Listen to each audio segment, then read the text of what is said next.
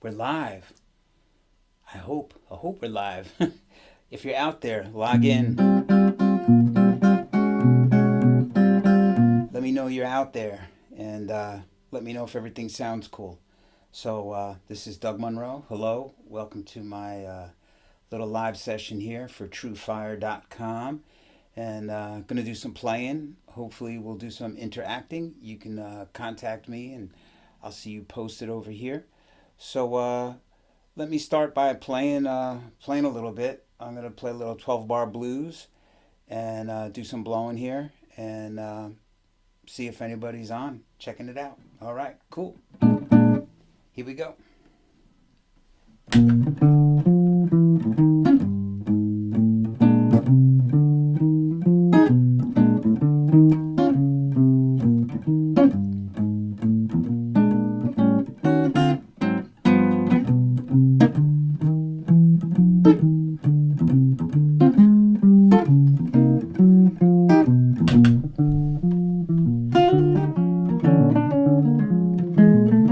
Look at that. Already we've started with a technical error. Lovely, lovely. Okay, my little loop pedal. I'm going to try that again. So I'm using, what am I using here? An RC20 XL, extra long. And it didn't extra long there. So let's try this one more time.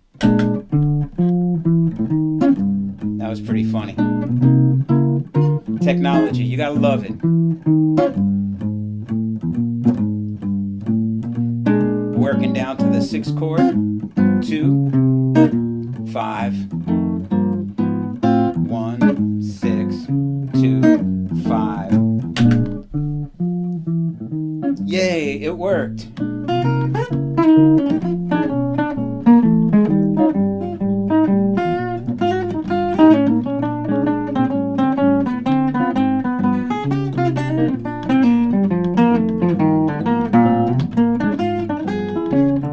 How about a head?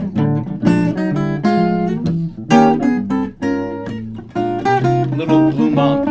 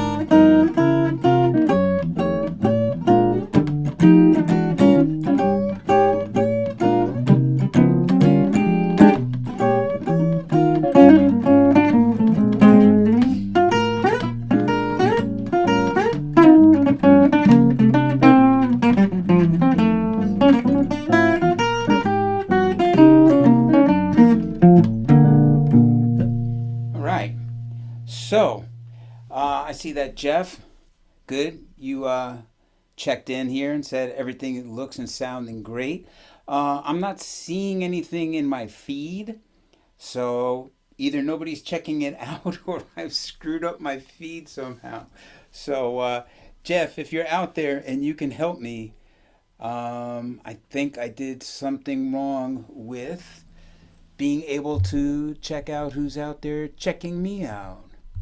Top chat, manage participants. I don't know. I don't see anything. So I'm not sure how I can interact with you all. Hello. Um, hmm. Okay. So, oh, here we go. So Jeff is like, I'm here. Anyone chime in where you are watching from? Okay. So obviously everything is working. So we'll just see. This could be like the world's most private broadcast ever. Can you dig it?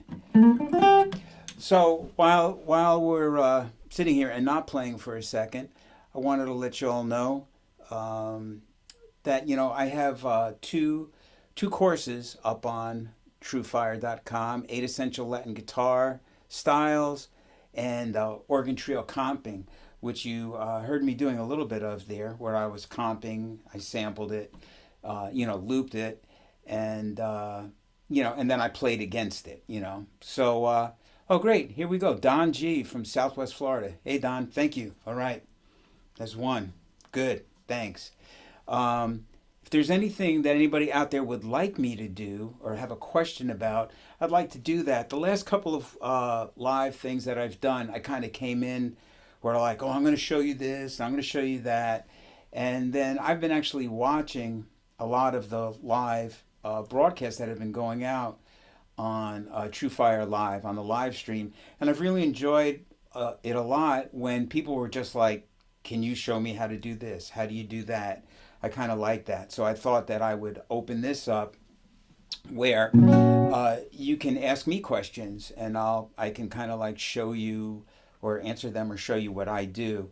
And I would say that a lot of the questions that I do are usually about, like song forms or how do you play over certain things and riffs and stuff like that. So I started out with a B flat blues. And, oh, hey Tim from Denver. Nice. Are you guys getting that like horrible snowstorm now? I hope not. But I heard that there's supposed to be some heavy snow out in the Midwest.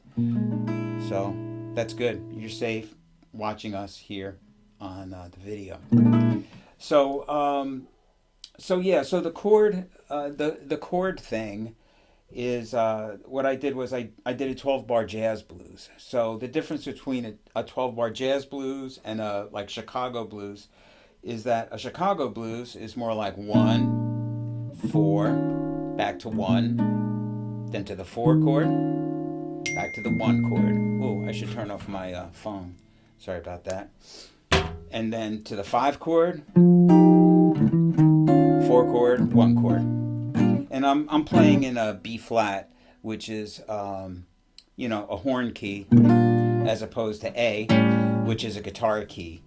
And since we're all guitar players, maybe I should do some stuff in some guitar keys. So I'll do something in G. So a jazz blues, 12-bar blues in the key of G, or in any key, follows these Roman numerals where you have the 1 chord, the 4 chord, the 1 chord. Now we're going to go to the 4 chord, but since we're jazz cats, we're going to set it up where we're going to make our 4 chord, which is C. We're going to set that up with a D minor 7, G7 to the 4 chord, right? Then we come back to the 1 chord. Now, instead of just going to the 5 chord, we go to the 6 chord, which is E, but we make it a dominant 7.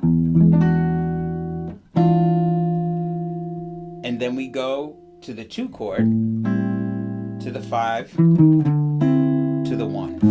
And then we can turn around, say we'll just do 1, flat 3, 2, flat 2, 1. All right. So we got Xavier from France. We have someone from Brazilian guitar techniques. Okay. Yeah, Bebop. Cool. Yes. Yes. I do have a book on 8 essential Latin styles, and we do talk about Brazilian. So we'll get to that in a minute. I will. I'll do some partito alto to enliven you. But first, let me finish this little chord thing. So it's fairly easy to get the chord progression down. 1, 4, 1, 2, 5 to the 4 chord, 4 chord, then the 1 chord to the 6 chord, to the 2 chord, to the 5 chord, then the turnaround.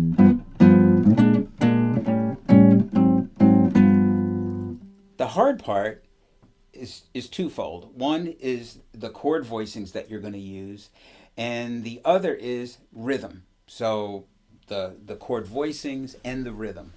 I can remember for a long time I struggled with chords and inversions and how do you use them. And there was a couple of things that really opened my eyes to them. And believe it or not, one of the things was the Bach chorales. Believe it or not, the 4-part Bach chorales are a great lesson in voice leading, like how you connect chords. And so basically what you're trying to do are a couple of things.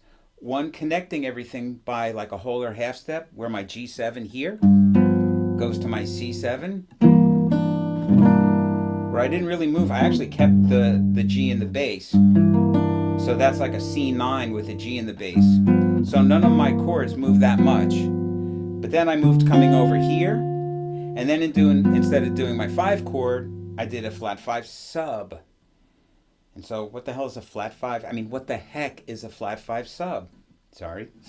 Flat 5 sub is if you have a dominant chord, you count up 5, in that scale, and then you flat it. That's the flat 5 sub. So instead of 2, 5, 1, to my 4 chord, it's basically like 2, flat 2, the next chord. So really, the lesson here is more about you need to check out chord voicings. And you can learn them where, root, first inversion, second inversion, third inversion. I mean, those things are all good, but to me, they never really helped me with playing. I really got a lot of my chord voicings from transcribing stuff. And I have to say, that's what I would recommend that you all do, is listen to records and transcribe what you hear. And then once you're able to transcribe it, then you can figure out what's happening. But really, you need to get these sounds happening.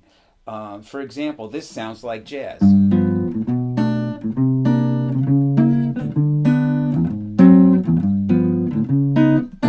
Right? Because I'm using jazz voicings, jazz, well, I don't know if those are jazz rhythms, but I'm using those voicings, as opposed to if I did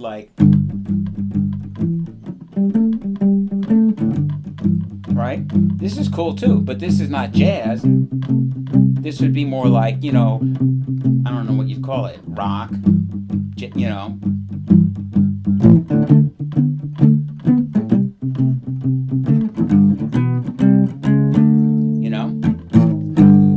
So there's all different styles where you could have gone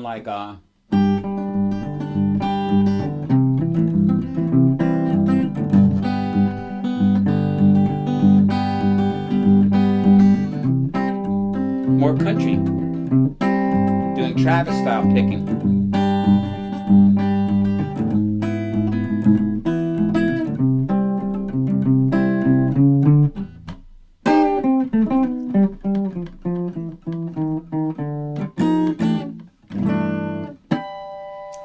Ooh, harmonics, lovely. So there's all different ways to play the same thing. Chris Garner, what guitar is that? This is a Herb Ellis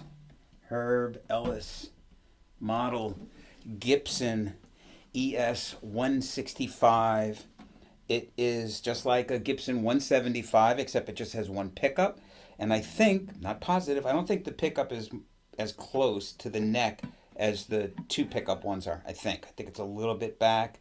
Has gold hardware. I replaced the pickup with a DiMarzio PAF. And that's pretty much it. All original. I did bust off one of the tuners. I dropped it out of my car and replaced it with like an almost like the other one tuner, close but no cigar. Let's see, Don G. There's so much music out there. I find myself listening to R&B, hip hop, jazz, etc. Think in order to get good at transcribing, what should you listen? Should you listen to just one style for a while? Yes, I call it.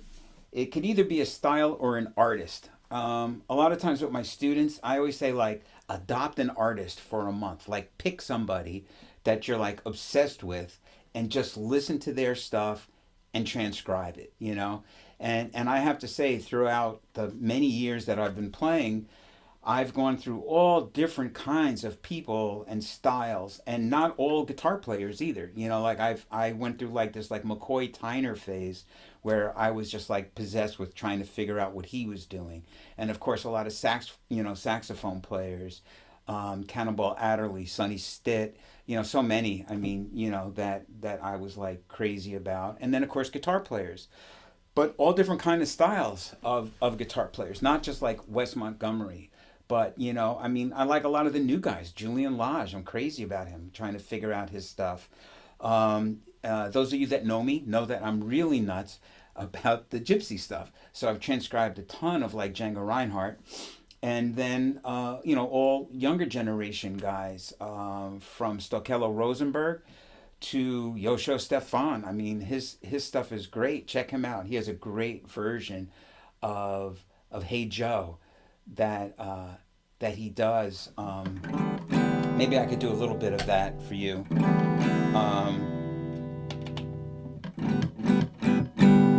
So he starts with like the regular, like the end of Little Wing.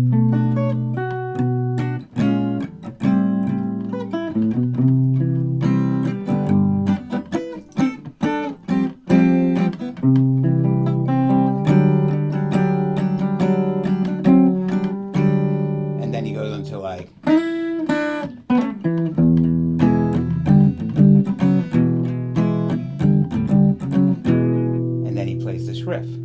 I'm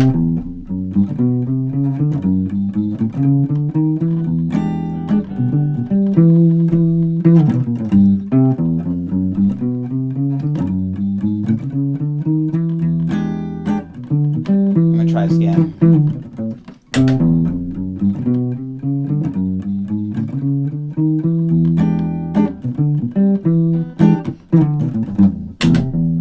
Oh, good. My looper is like loopy tonight, so he plays over this.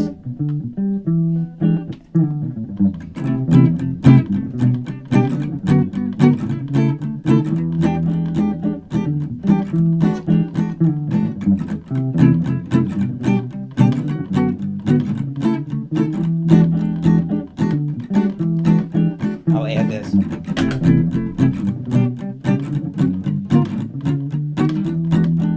Trying to add it better.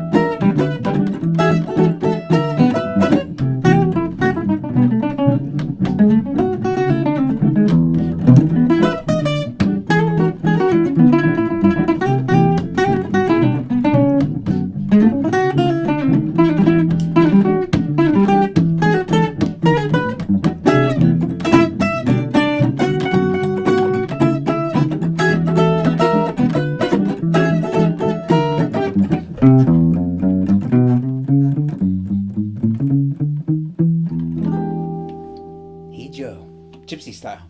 So there's a lot of stuff out there.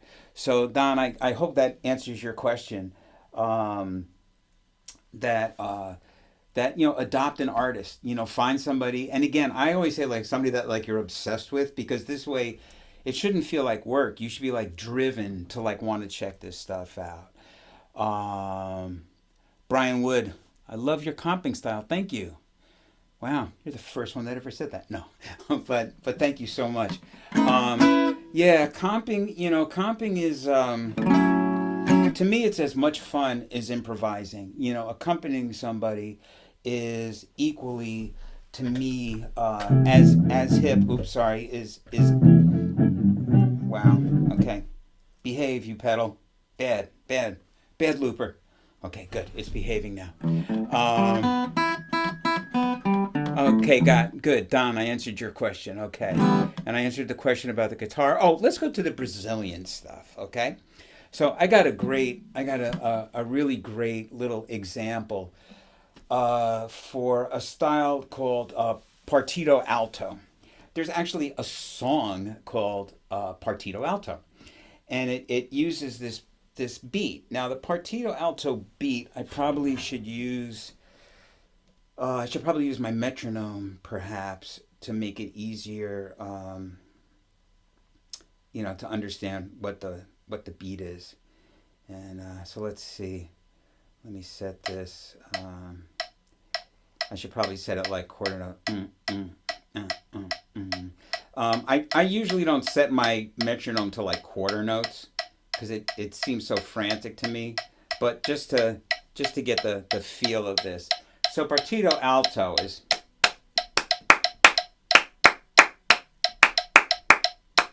So it's a 2-bar phrase, and it's sort of like a clave, and that is 2 bars long, and you can do it forward or backward. So, well, yeah, I don't know. There's like a clave and a reverse clave.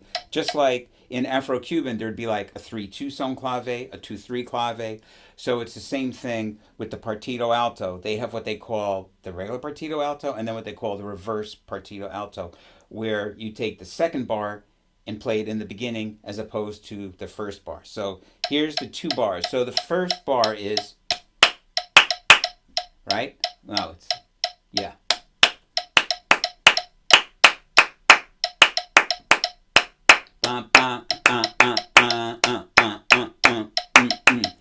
This thing makes much more sense when you slow the metronome down, and now you have half notes.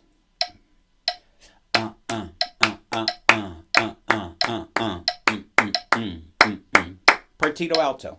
So Partido Alto, you could use like Girl from Ipanema. Oh, that's not Girl from Ipanema. That's One Note Samba. Sorry.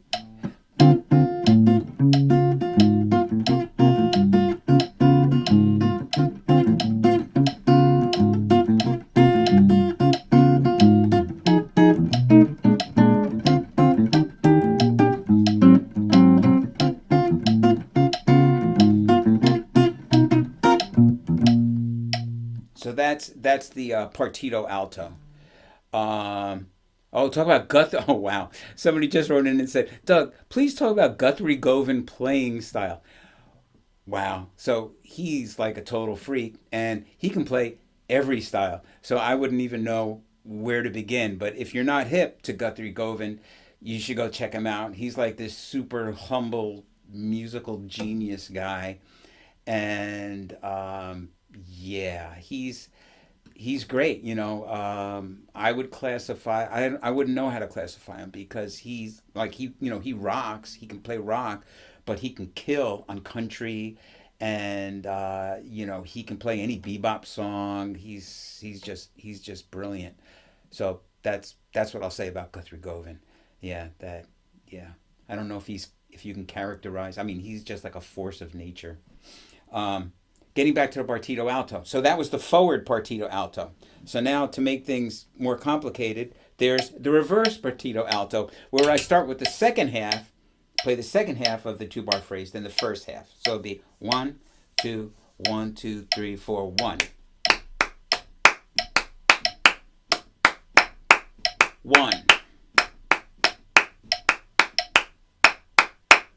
And that is what I'm going to play next for you. Is that I'm going to play this song. Yeah, I think that's it. I'm gonna play this little, and then I gotta remember.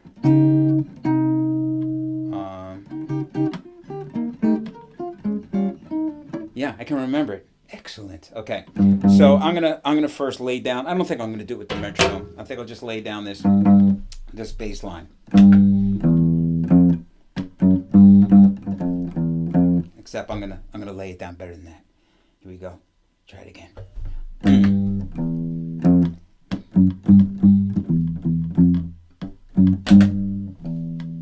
Okay. Now I'm gonna lay down the reverse partito alto.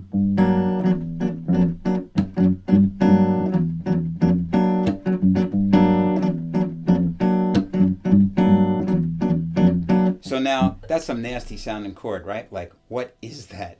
That is a G minor with a major 7 on the bottom. And I'm not playing the root. I don't need to play the root because this guy is playing the root. So I don't need to play the root, right?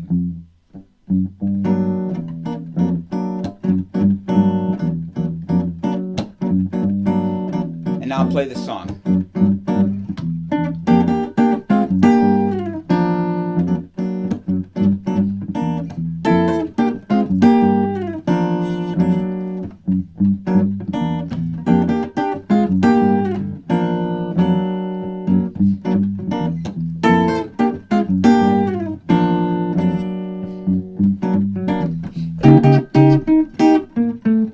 Ah, I blew it. There you go. I get to try it again. Yeah. There it is. So what a great rhythm.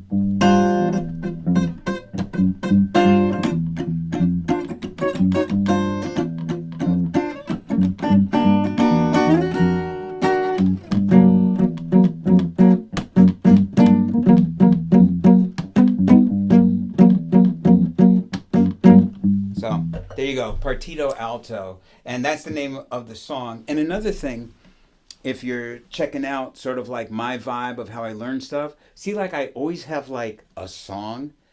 Oh my gosh, I can't tell you how many students have come to me and they're like, oh man, I want to study with you. And I'm like, oh great man, I want you to be my student, man.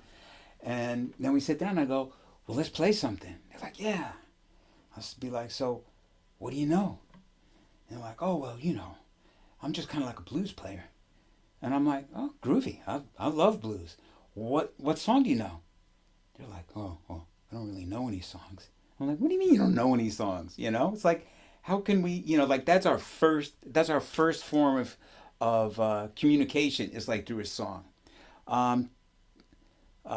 Chris Garner, like this guy's nice. Oh, and then Hudson now asked, I did the partito alto. Now he wants some bebop. Yeah, we'll definitely do some bebop. But let me finish this. I'm going to finish this thought about knowing songs. I mean, that's like so important. There's the story of Wes Montgomery that he learned like a Charlie Christian song, like everything though, like the chords, the solo, everything. It was like the only song that he knew, but he went out to a jam session and the guy said, oh, you want to sit in? And Wes was like, yeah. And they were like, well, what do you want to play? So he named this one song that he knew, got up and played it and killed it. And then they were like, hey man, you want to play another song? Oh no, I'm cool. And so I always thought, like, how great is that? Like learn one song and then like you can like start to communicate, with other musicians is so important. Somebody asked me how long I've been playing guitar. Actually, I started late. I've been playing guitar a long time. I've been playing guitar like 45 years now, but I didn't start. I didn't like, I fooled around like as a kid, but I didn't really get serious about it until I was like around like 19 or 20, where I really started to like, go beyond, go beyond, I mean, which is nice too, but you know what I mean. I really started to like try and do it like as a career. Um, yes, Hudson wrote Partido Alto Brazilian guitar. Nelson Fierez, yeah, yeah. Somebody else wrote in here. Oof, I'm gonna get your name wrong. Guerav Bergra. Please suggest a practice routine. How do you practice? Oh my gosh. Yes. So practicing is very easy. There's two things. The first thing is consistency. All right. We're creatures of habit. If you make it a habit of practicing every single day, you won't be able to go a day without practicing. Just like if you put off practicing and put off practicing, you're never going to practice. It's so weird. We're like creatures of habit. We just are. And so that's my first thing. So the most important thing about your routine is you do it every day. Absolutely, hands down, the most important thing. Every day, practice every day. And then you'll crave it, really. I mean, that's just how we're built. I don't know why, but that's how we are. Then the second thing I would suggest, whatever you're worst at, right? Whatever you're worst at, do first. So all of us are going, reading. Our reading is terrible. We're guitar players. We can't read. Do that first. And one thing I'll say in defense of us is guitar is one of the hardest instruments to read on. So like if some piano player or horn player or whoever says, why can't you guys read? And all you got to go to them and say is, well, does your instrument have 5 different positions for middle C? Because we have 1, 2. Oh, sorry. We have 1, 2, 3, 4, 5. Same. Well, that's a little sharp because my intonation's off, but that was C. So we have 5 different places to play that note. So reading is not easy on an instrument, but if you work on it every day, you'll get better. So that would be that would be the first thing that I would suggest. Then another important thing would be like with my students, I try and break it up into reading, single note, chord work, and always transcription. All right. So aside from doing it every day and practicing reading, I would say the next thing would be transcribing. And when I transcribe, I just don't mean like learning like the solo, right? Which is great. Like learning a solo is good. But to really transcribe, learn the whole song. Try and learn the whole song without any sheet music. Just try and sit there and hear what everybody's doing and figure out what they're doing. A great example that I really love because it's been covered so much, but Kenny Burrell did a song called Chitlin's Con Carne, right? And it's a blues. It's a C blues, but it has there's 100 lessons in like this one song, right? So I'll play a little bit of it in case you guys haven't heard it. And some of you might have heard it and you didn't hear Kenny Burrell, you heard Stevie Ray Vaughan. And a lot of people think, oh, that's Stevie Ray Vaughan. It's actually Kenny Burrell. This is Kenny Burrell's tune. And the interesting thing is that Stevie Ray Vaughan not only plays the song, he cops Kenny Burrell's solo at the beginning of his solo. So Stevie Ray Vaughan transcribed. He learned that thing, and so we all need to do that. So here's a little bit of Chitlin's Con Carne. 1, 2, 3, if I remember it.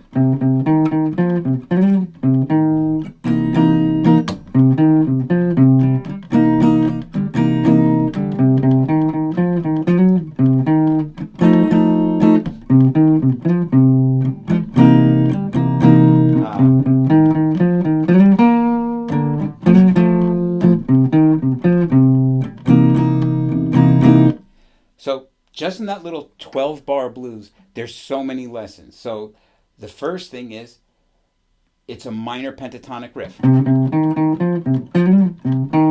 But the chord is not a C minor. It's the Jimi Hendrix chord. It's the C7 sharp 9. Right? And the top note is the sharp 9. Now we're in the key of C, so the sharp 9 is what? I don't know. No, it's the sharp 9 would be D sharp. Right? C is 1, D is 2, sharp it. Okay, so then when he goes to the 4 chord, which would be F, right, in the key of C, he still keeps that E flat or D sharp on top. So that's a great lesson in voice leading, right? From here to here, then that's a slick move right there. So he's going basically 5 chord, 4 chord, and he's also doing the most traditional thing that blues is based on, is call, response. You say something twice, and then there's like an answer. So lyrically, a lot of people say, oh, I woke up this morning and my baby was gone. I woke up this morning and my baby was gone. I guess I'll go outside and mow the lawn. All right? Great lyrics. I just made those up. Copyright, Doug Munro, 2019. Thank you. So he does this twice. Right? Same line again. Different chord, but same line. Now here goes the response. Payoff, right? So you could take that and incorporate that into your solo, where you could take a solo where you play the same thing sort of twice, and then the third time you do something a little different. So lots of lessons to be learned from transcribing, but not just transcribing solos, transcribing songs. And then you really know that song. It's not like you're just reading it off a chord chart or something. Like learn it, internalize it, Okay. Let's see what else we got going on here. Oh, I got to talk about the bebop thing, and I got like a cool little bebop thing for you. Thanks, Jeff. Jeff Sheets had written out about my channel. Yes. Oh my gosh, my TrueFire channel. It's called Doug Munro's Guitar Garage, and it is like the most incredible deal going. It's literally like $5 a month for like full access. And I have close to 100 videos, 100 instructional, 150, yes, almost 150 instructional videos up there, all kinds of stuff. I actually wrote down some stuff. Let me check my paper here. I have intros, endings, riffs, practicing tips, solo transcriptions and analyzations, arpeggio lessons, chord melodies, chord progressions, some performance recordings. I also put down people to check out, like Guthrie Govan. I also have some charts from my latest CD, Harry Warren. I did a Gypsy jazz tribute to the composer Harry Warren. I also have all my Loop Mania stuff up there, and the channels are going to launch in a big way soon. So you're going to be hearing a lot about this, and so it would be great to have you all jump on and join. That would be awesome, because the channel is also interactive, because now they have a feature where we can just contact each other. So all the questions that you're asking me here, you literally can just write in and go, hey, can you show me how to do this? How do you play that song? Or what did you do on this? Or how can I play over a 251? And I literally can just post it on there, because a lot of times the questions you have are the questions that everybody has. Oh, I see my friend Ted Gottsagen is on here. I don't know if you know Ted, but two things about him. Well, three. He's a great dude. Tremendous gypsy guitar player, mostly known for his accompanying people. He's accompanied, the greatest players alive today. But he's a bad mofo improvising too. Good cat. And he asked me to do some Django stuff, which I'll do. I'm getting backed up because I got to do the bebop thing, then the Django thing. But yeah, so check out check out my channel. It would be great if everybody could subscribe. It's like so, it's just so inexpensive. Oh, and another thing I wanted to say is that Jeff and everybody at TrueFire, they've sort of changed things around where we're going to be able to present our channel a little cleaner. Like I'm going to be able to have a whole section now for just all the looping stuff, where before each sort of song from this Loop Mania DVD I had was sort of laid out. But now I'm going to be able to like combine them into like one folder, and it'll be a little bit easier to browse through, because I know that there's also a lot of interest in, you know, sort of looping and how do you do it, and so, you know, we can do some of that stuff there. But now let me quickly show you a nice little bebop thing. And again, this is like a little exercise that covers a lot of sort of like voice leading and a lot of stuff that has everything to do with bebop. Like when I think of bebop, I think of 2-5-1s, and I think of playing on chord changes. You know, I mean, that's what Charlie Parker did. Charlie Parker was like, you know, him and Dizzy, they were the guys that like they started playing on like all the chord changes. They started connecting all the chord changes as opposed to playing just like in the key of, or kind of doing it sometime. You know, like they really, and also eighth notes. You know, bebop is chock full of eighth notes. And it's really interesting because your phrasing comes a lot more from like how long you play your, you know, like phrasing and your rhythm. Your rhythm comes from your phrasing. That's what I'm trying to say. In bebop, a lot of your rhythm is mostly from your phrasing because you're mostly just playing eighth notes. So there's not that much rhythmic diversity, but the length of phrase, your phraseology, is sort of like your overarching rhythm. It's very cool. So let's go into the key of C, all right? So I'm going to play a line, and then I'm going to show you how this line works harmonically, all right? So the line goes like this.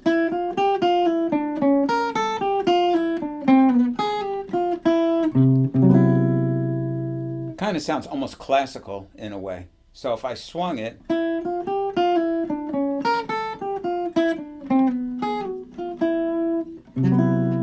now, just taking the line on its own without thinking harmonically, like what's happening here, you know? Just the line itself has a lot to do with what a good solo or single line does, because the line appears as a melody. And a melody is a series of notes that the mind perceives as a unity. And the thing that makes this unified is that I'm basically doing the same thing twice, right? And almost the same thing. Right? Now, the thing that makes it groovy and bebop-y is that this line is played over.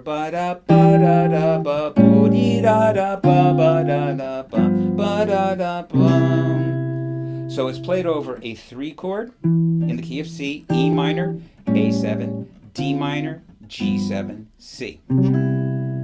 So.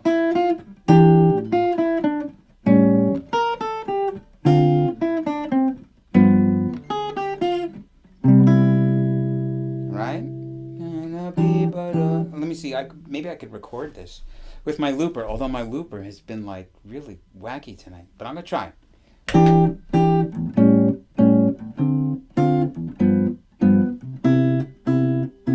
Let it sit here for a minute, then back. Good. Okay, so now when this thing comes around again, I'm going to try and play this line over it, okay?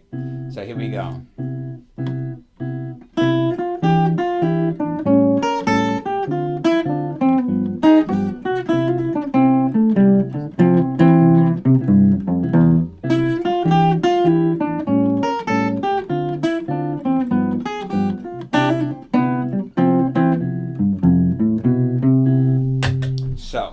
Now, let's see what's happening here. So I'm starting on the 3rd, and I'm ending on the 7th of my E chord, right? My E7, I'm ending on D, which is connecting to the 3rd of my A, going to my flat 9, a nice color note. Now I'm on the 3rd of my next chord, ending on the 7th of that chord, connecting to the 3rd of the next chord, my G, going to its flat 9, its 7, ending on the 3rd. So I'm doing two cool things: 7/3 chord connection in cycle and using a flat 9. So I'm using alterations. I'm connecting my chord by step using the 7/3 in cycle thing. And so that's like a huge bebop lesson. Like, that's so much of what bebop is about these groovy chord connections in cycle and playing the upper extensions of chords. The upper extensions of chords are actually kind of easy, because you can only alter 9s and 5s.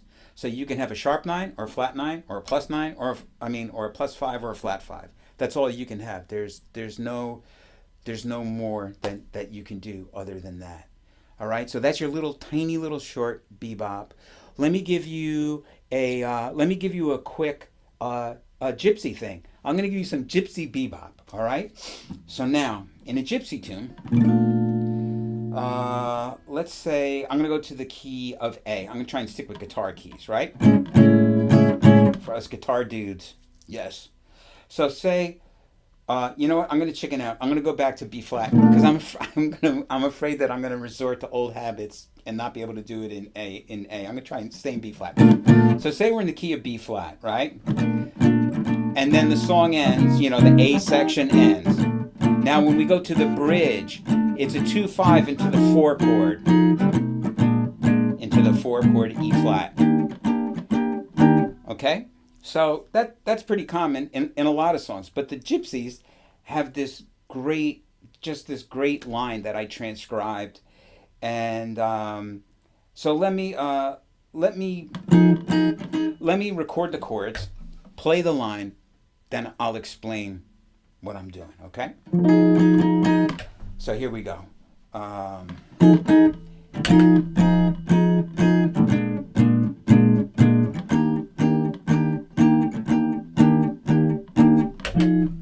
Okay, so here it comes.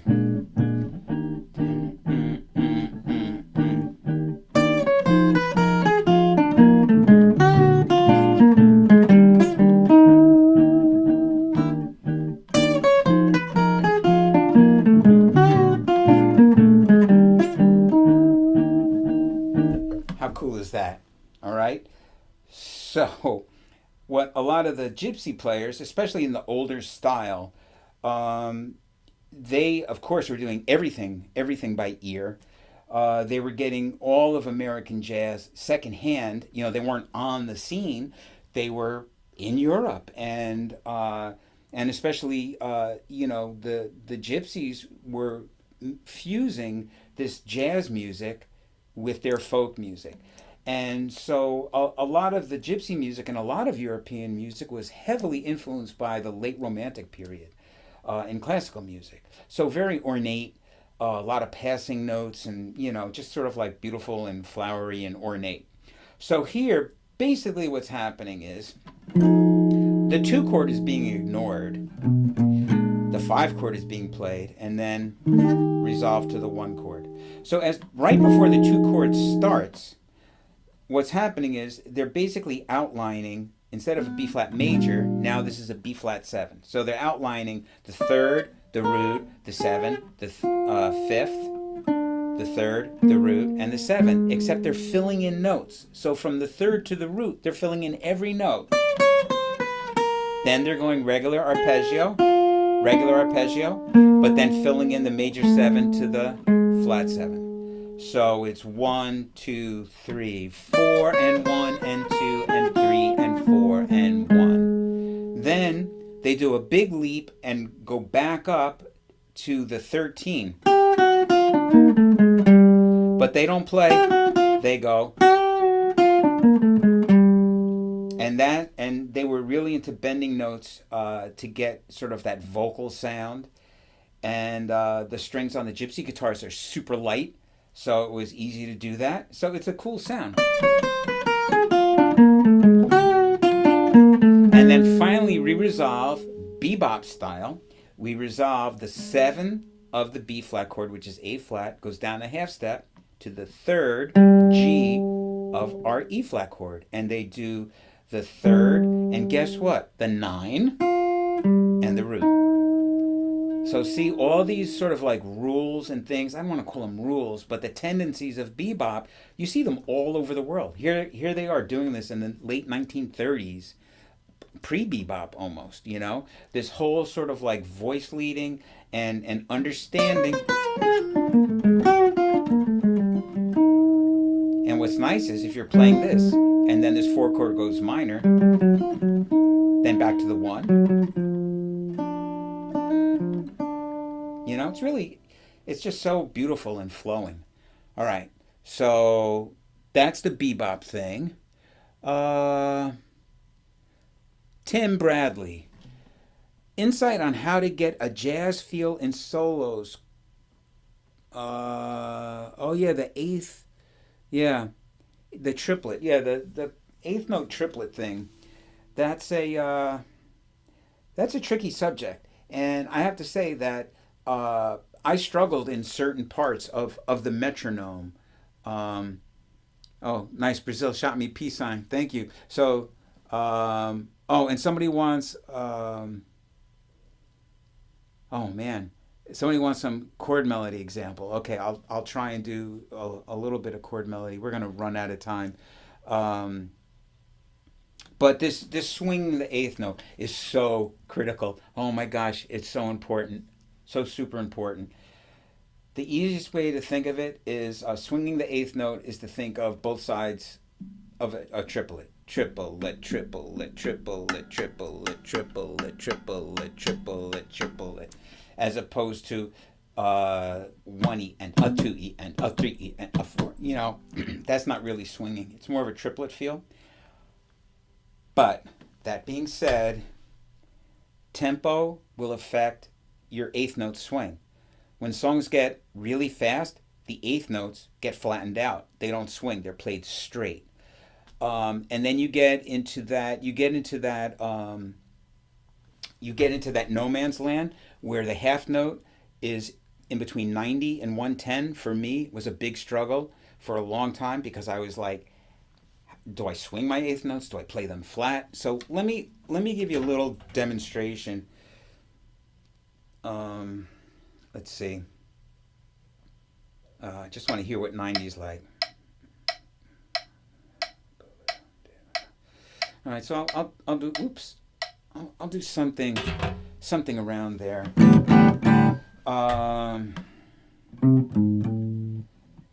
Let's see.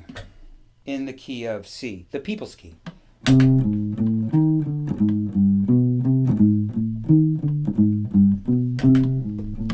All right. So if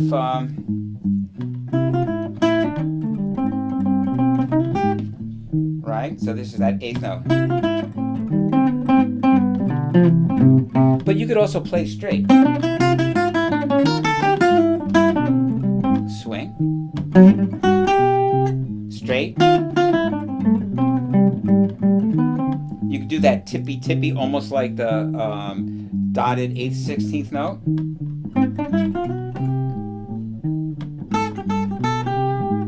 More eighth note, more triplet feel.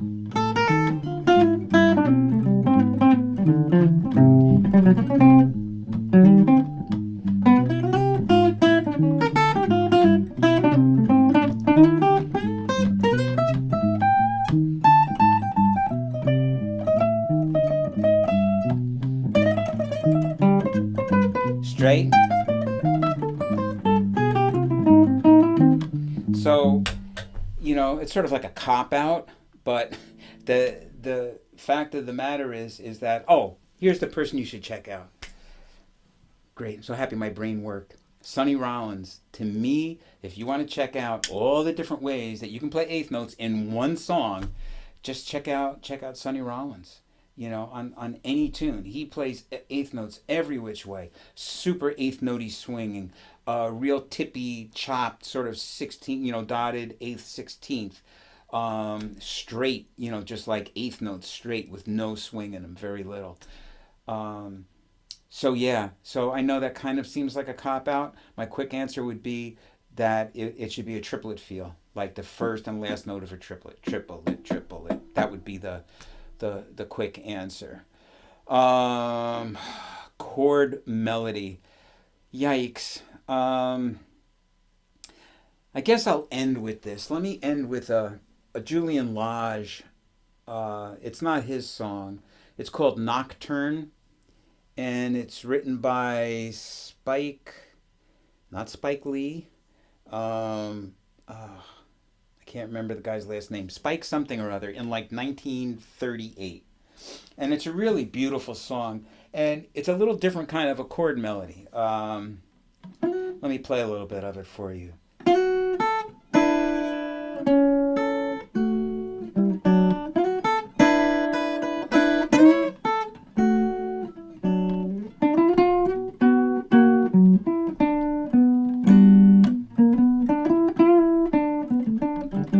So I'm not playing really big chords. Those are just like sixths.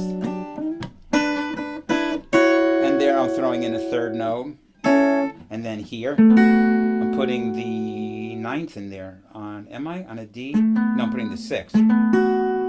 And then here, I'm outlining chords. G. And then 4-1. Bridge. F13. G9. C9. Same note on top. D is on top. And then B sharp 11.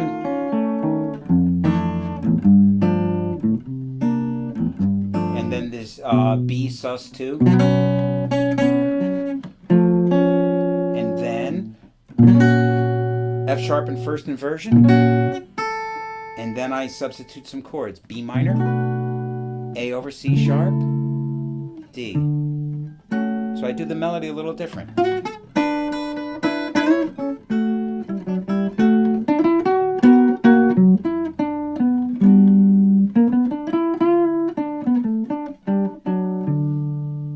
So that's a nice little example of a chord melody, I think, where chord melody does not have to be, chords on every note and these big dense things. It could be very light, although the bridge was heavier. These are all bigger chords, everything is harmonized.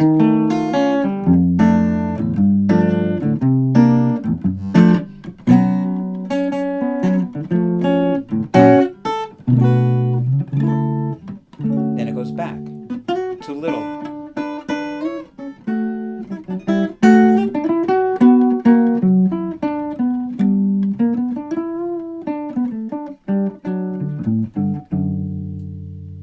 So that's kind of nice. And yeah, so I guess I'm gonna maybe wind it up there or start to wind it down. Again, I'll say that it would be really groovy if everybody joined up on my Guitar Garage, my channel. It's called Doug Munro's Guitar Garage. Also, check out my 2 courses, 8 Essential Latin Guitar Styles, and then I have a whole other one on comping, and it happens to be like comping in an organ trio, which is really a lot of fun. And yeah, that was a gas. I mean, both of them were great doing it, but I think you'll really like it. Oh, that's so funny. Tim wrote, "That's I Won't Back Down" by Tom Petty. That's great. Awesome. It's not. Check it out. But yeah, it's a song called Nocturne. And check out Julian Lage, because I'm kind of playing his version. He plays it down a half step from where I was playing it. But yeah, it's not I Won't Back Down. But it does sound like it though. It does. That's great. So I just want to say thank you to everybody that joined in. It's always a gas for me, to do this, and like I said, if you just move over and join onto the that Guitar Garage, my channel, we can literally do this like every week. I make updates all the time. I mean, sometimes I'm super busy, and unfortunately I can't update. But there's other times when I'm not super busy and I'm piling stuff on. And the cool thing is, like I said, is that you can contact me literally right through the channel, so you can keep me feeding you stuff, you know.